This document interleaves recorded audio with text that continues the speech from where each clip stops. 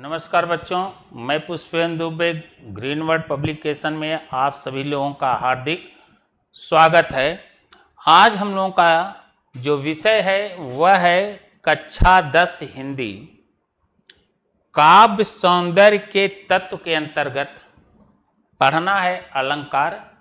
इसकी पहली वाली क्लास में हम लोगों ने रस को पढ़ा और काव्य सौंदर्य तत्व के अंतर्गत 3 पार्ट को हमारे सिलेबस के आधार पर, पाठ्यक्रम के आधार पर हम जारी रखे हैं।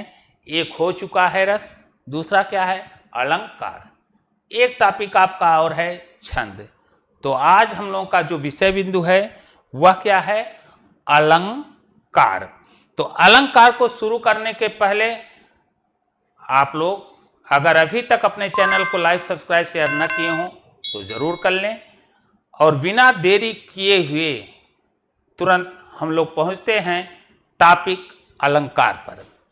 तो हमारा आज का टॉपिक बेहद रोचक और परीक्षा की दृष्टि से भी बहुत ही पूछे जाते हैं। तो उनमें हम देखते हैं कि अलंकार को पहले ही समझना पड़ेगा, जैसे रस को समझा गया उसी क्रम में आज हम अपने पाठ्यक्रम को बढ़ाते हुए अलंकार को भी समझने का पूरी तरह से प्रयास करते हैं। अलंकार है क्या? अलंकार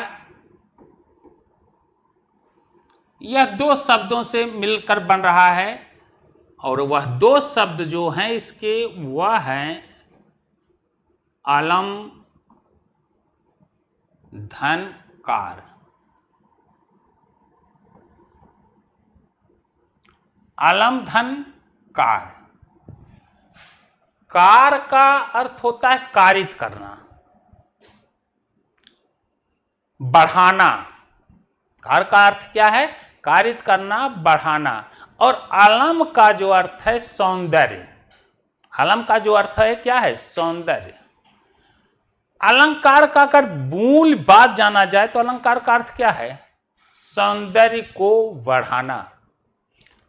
अलंकार का मूल अर्थ क्या है? सौंदर्य को बढ़ाना। जैसे आभूषण स्वर्ण से बनते हैं। आभूषण किससे बनाए जाते हैं? स्वर्ण से बनते हैं।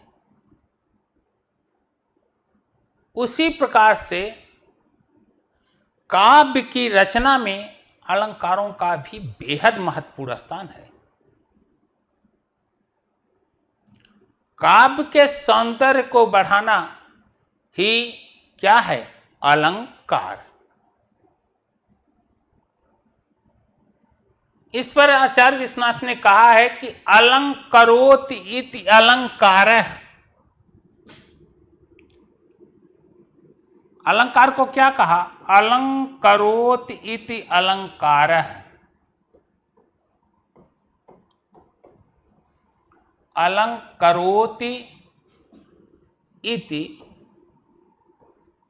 अलंकारः।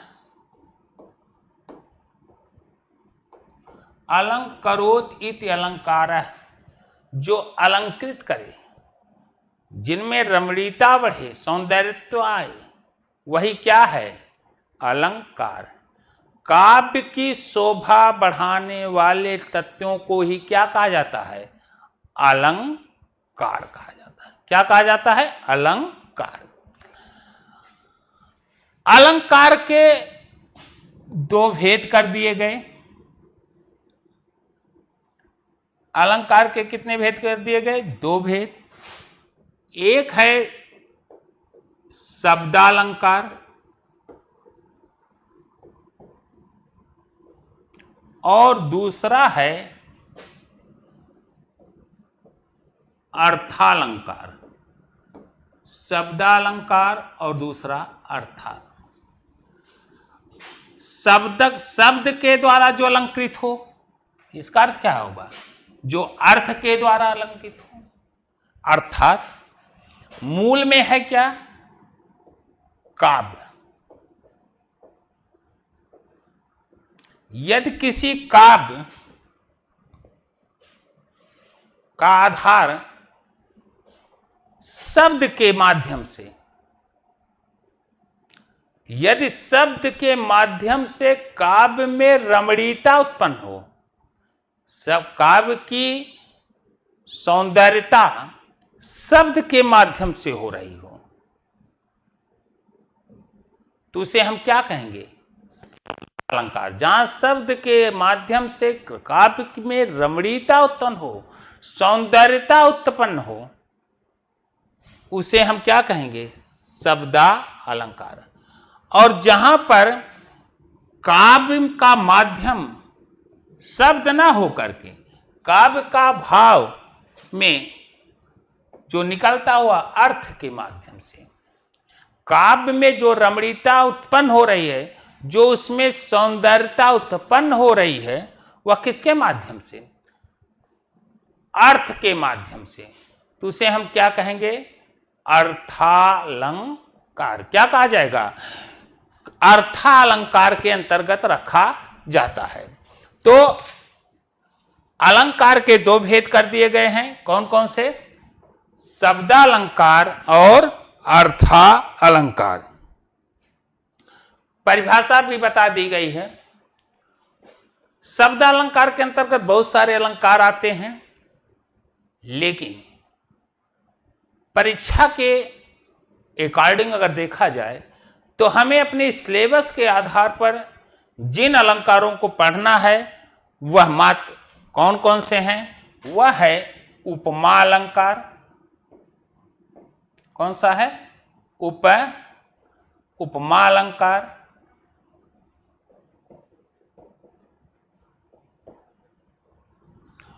और दूसरा है उत्प्रेक्षा अलंकार। उपमा अलंकार और उत्प्रेक्षा अलंकार, यही दो हैं जिन पर हम लोगों को समझना है। तो जहां शब्द के माध्यम से काव्य में सुंदरता हो उसे हम क्या कहेंगे? शब्द अलंकार। जहां अर्थ के माध्यम से में काव्य की सुंदरता हो उसे हम क्या कहेंगे? अर्थालंकार। तो यहां हम जो पढ़ने चल रहे हैं वह हमारा है उपमा। उपमा अलंकार हम यहां पढ़ने चल रहे हैं। अब उपमा अलंकार के अंतर्गत हम देखेंगे कि यह अलंकार है क्या, किसको कहते हैं उपमा। तो इसका भी शाब्दिक अर्थ की तरफ हम लोग बढ़ते हैं। उपमा का अर्थ है, उपमा का अगर शाब्दिक अर्थ लिया जाए तो क्या कहा जाएगा? उपमा करना। उपमा का अर्थ होता है तुलना करना। तुलना या तौलना भी कह सकते हैं। तुलना करना या तौलना। अच्छा, जब तुलना की जाती है तो किसकी की जाती है? उन वस्तुओं की तुलना जो समान गुण हो। हमेशा जो समान गुणों से ओतप्रोत हो, जिनमें समानता दिखाई जाती है, उन्हीं में हम क्या कहते हैं? तुलना की जा सकती है। असमानों के बीच में नहीं, बल्कि समानता। तो दो वस्तुओं का समीपवर्ती लाकर, समीप में लाकर के दो वस्तुओं का आपस में तुलना करना ही, दो वस्तुओं या व्यक्तियों को आपस में क्या करना? तुलना करना, मापना ही क्या है? उपमा अलंकार। दो वस्तुओं को समीपवर्ती लाकर उन्हें तौलना या नापना ही क्या है? उपमा अलंकार। अब उपमा अलंकार के 4 अंग हैं। उपमा अलंकार के कितने अंग हैं? 4 अंग बताए गए हैं। यह 4 अंग उपमा अलंकार के अंतर्गत आते हैं। पहला है उपमेय। पहला क्या है? उपमेय। उपमेय है क्या, बिल्कुल सरल भाषा में समझने का प्रयास करिएगा। उपमेय का आशय है जिसकी तुलना की जाती है। उपमेय का आशय क्या होगा कि जिसकी तुलना की जाती है, जिसकी तुलना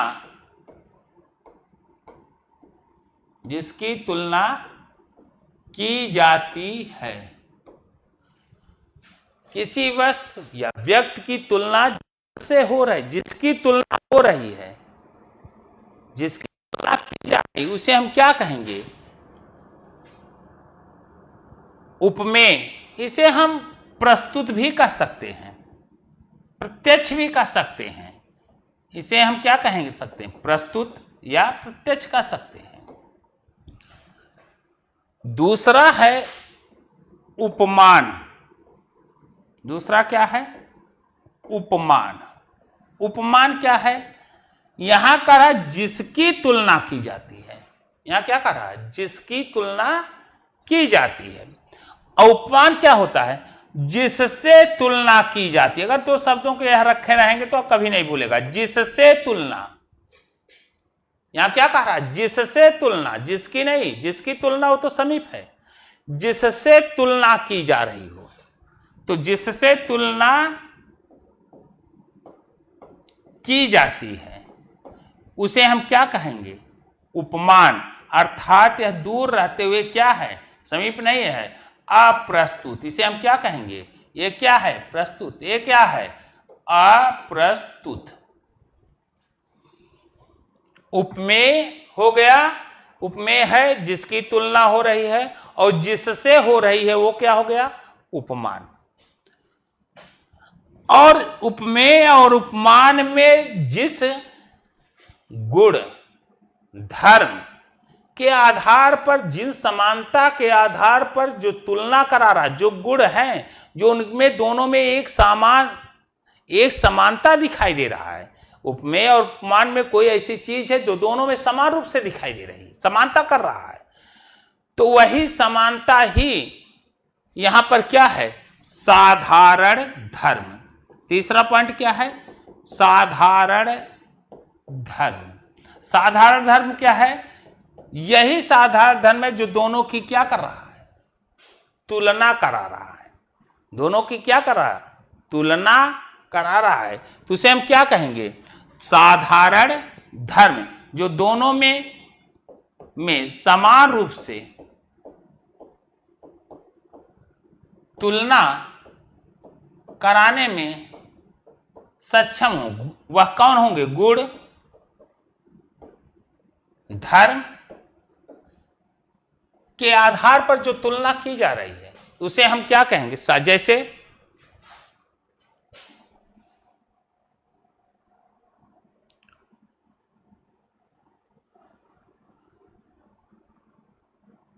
राधिका चंद्रमा के समान सुंदर है, सुंदर है। या हम कह सकते हैं तुलना के अंतर्गत, जैसे कह दें उसका मुख चंद्र समान है, उसका मुख, फिर से देखें, उसका मुख चंद्र के समान सुंदर है,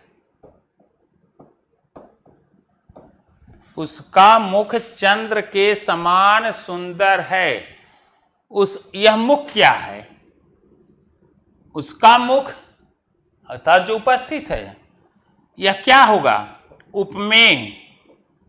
मुख की तुलना किससे हो रही है, किससे हो रही है, चंद्र से। तो यह क्या हो जाएगा, उपमान। और दोनों में तुलना किसकी है, दोनों क्या हैं, सुंदर हैं। यही जो दोनों कॉमन पाए जा रहे हैं, यही क्या है, साधारण धर्म। और समान जो इन सुंदरता को प्रकट करने वाला शब्द है उसे कहा जाता है वाचक शब्द। क्या कहा जाएगा, जो दोनों में सुंदरता का समान वर्णन कर रहा वो क्या है, वाचक शब्द। वाचक शब्द क्या है, समान। समान। तो यहां आप ये भी ध्यान दीजिएगा, किसी भी पंक्ति के अंतर्गत सा सी समान सदृश अगर ऐसे शब्द आ जाते हैं वाचक शब्द के रूप में, तो उसे देखते ही आप क्या कहोगे, कौन सा अलंकार है? उपमा अलंकार। क्या क्या आएगा? सा सी समान सदृश आदि अगर ऐसे शब्द आते हैं तो उसे हम क्या कहेंगे? उपमा अलंकार। तो पहला हमारा क्या रहा? उपमा। अब उपमा में अलंकार में बताया गया कि इसके कितने भेद हो गए? 4। चौथा कौन था? वाचक शब्द। वहां बता दिया गया। चौथे क्रम में क्या था? वाचक शब्द। वाचक शब्द किसे कहेंगे? जिनकी वजह से तुलना प्रकट हो रही है, जिसकी वजह से दोनों में तुलना हो रही है, वह शब्द कौन सा? जैसे वह चंद्र के समान सुंदर है, तो सा सम समान सदृश, यह हमारे क्या हैं? वाचक शब्द हैं। क्या है? वाचक शब्द हैं। और जिन उपमा अलंकार में चारों अंग पाए जाएंगे उसे कहा जाता है पूर्ण उपमा। इसके भी 3 पार्ट कर दिए गए, पूर्ण उपमा, लुप्तोपमा, मालोपमा। जब यह किसी भी काव्य के अंतर्गत यह चारों अंग मिलेंगे तो ऐसे अलंकार को हम क्या कहेंगे? पूर्ण उपमा अलंकार कहते हैं। जैसे कह दें, पीपर पात सरिस मन डोला। पीपर पात सरिस मन डोला। पीपर पात सरिस मन डोला।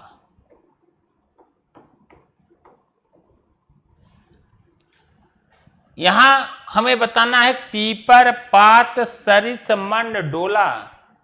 हमने कहा किसी भी पंक्ति के अंतर्गत पहला ध्यान दीजिएगा, यदि सा समान सदृश सरिस आदि ऐसे शब्द आ रहे हैं तो उसे तुरंत आपको लगाना है, वह कौन सा अलंकार हो जाएगा? उपमा अलंकार।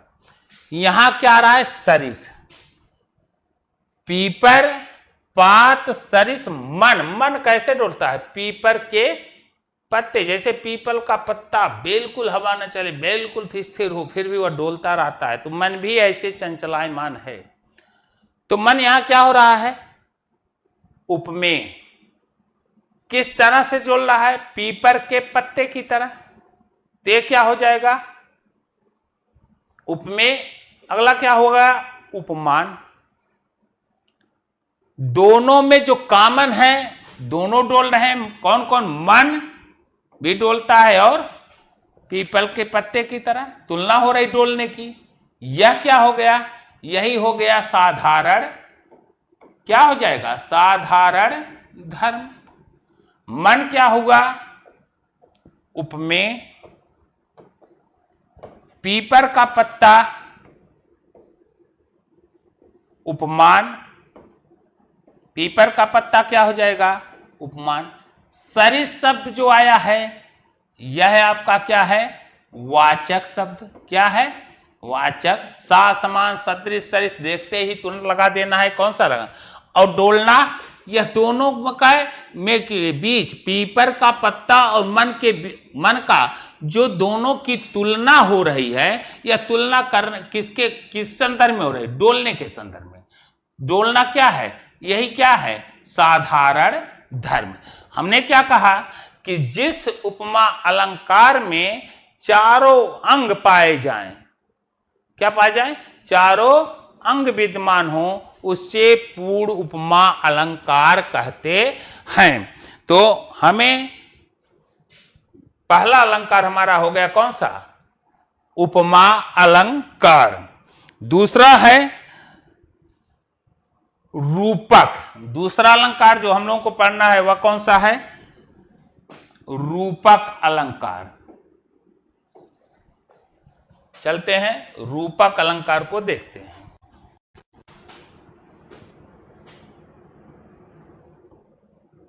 रूपक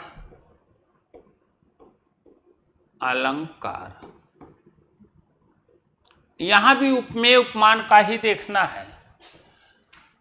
रूपक अलंकार के संदर्भ में जहां उपमेय में उपमान का भेद रहित आरोप हो, जहां उपमेय में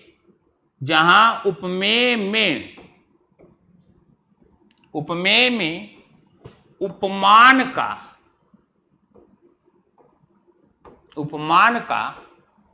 भेद रहित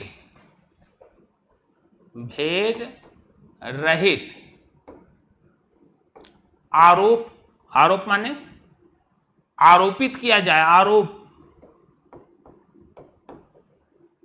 आरोप हो, वहां क्या कहा जाएगा? रूपक अलंकार। जहां उपमेय में उपमान का भेद रहित आरोप हो, वहां रूपक अलंकार। अर्थात और भी सरल भाषा में जानिए कि रूपक अलंकार में उपमेय और उपमान में कोई भेद होता नहीं। कैसे? इसमें उपमेय को उपमान के रूप में ही कर दिया जाता है, भेद रहित, भेद नहीं होता। तो कहने का मतलब आप क्या कहेंगे? कहने का आशय यह है कि उपमेय को क्या कहा जाए? उपमेय को और उपमान में कोई भेद होता नहीं। क्या कहोगे? उपमेय और उपमान में कैसे भेद नहीं होता, इसे भी जानते हैं। उपमेय और उपमान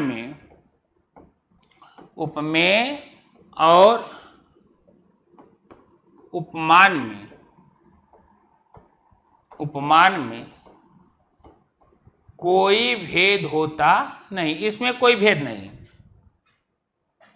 इसमें सीधे आरोपित कर दिया जाता है। जैसे कह दें, समझने का प्रयास करें। जैसे कहें, मैया मैं तो चंद्र खिलौना लई हूं। मैया मैं तो चंद्र खिलौना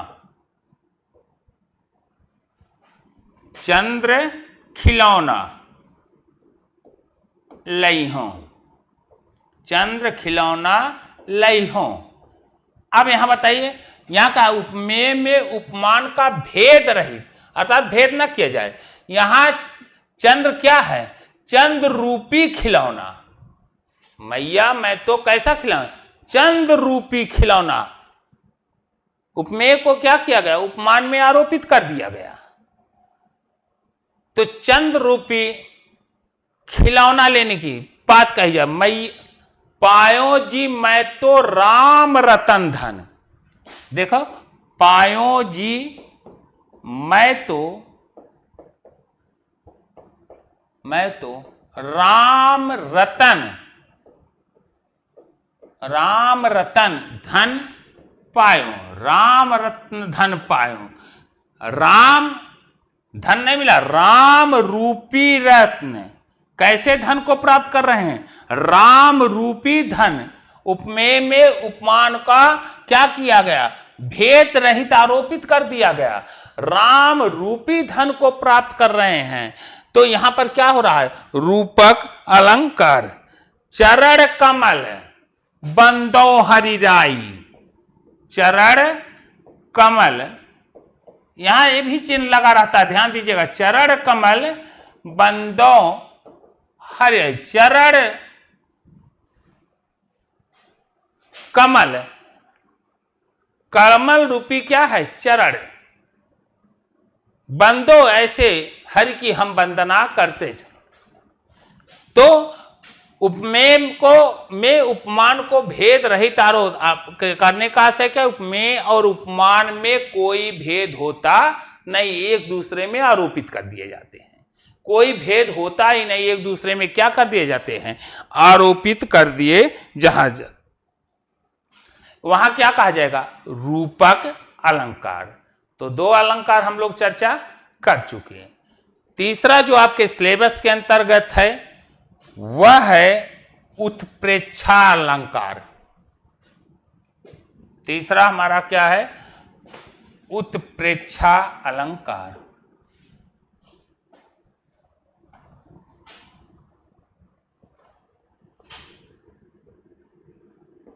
उत्प्रेक्षा अलंकार। उत्प्रेक्षा अलंकार क्या है?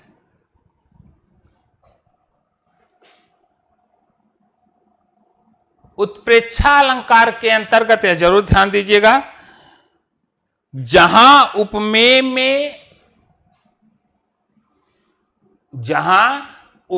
में उपमान की संभावना की जाए। उपमेय में ही क्या किया जाए? प्रस्तुत में अप्रस्तुत की। फिर से समझे, यहां की उत्प्रेक्षा अलंकार क्या है? जहां उपमेय में, उपमेय का मतलब प्रस्तुत, जहां उपमेय में अर्थात प्रस्तुत में उपमान की, उपमान मतलब अप्रस्तुत, अप्रस्तुत। यहां क्या कर रहा है? जहां उपमेय में ही उपमान की, उपमेय में ही किसकी? उपमान की क्या कर दिया जाए? संभावना। उपमेय में ही उपमान की क्या कर दी जाए? संभावना। उपमेय में ही मतलब जो प्रस्तुत है, प्रस्तुत में ही अप्रस्तुत की क्या कर दिया जाए? संभावना। तो वहां पर कौन सा अलंकार हो जाएगा? उत्प्रेक्षा अलंकार होता है। और इसकी पहचान के लिए जो शब्द रखे गए हैं, जिसे हम कहते हैं वाचक शब्द, इसकी पहचान के लिए जो शब्द हैं उसे हम क्या कहेंगे? वाचक शब्द के रूप में रखे गए।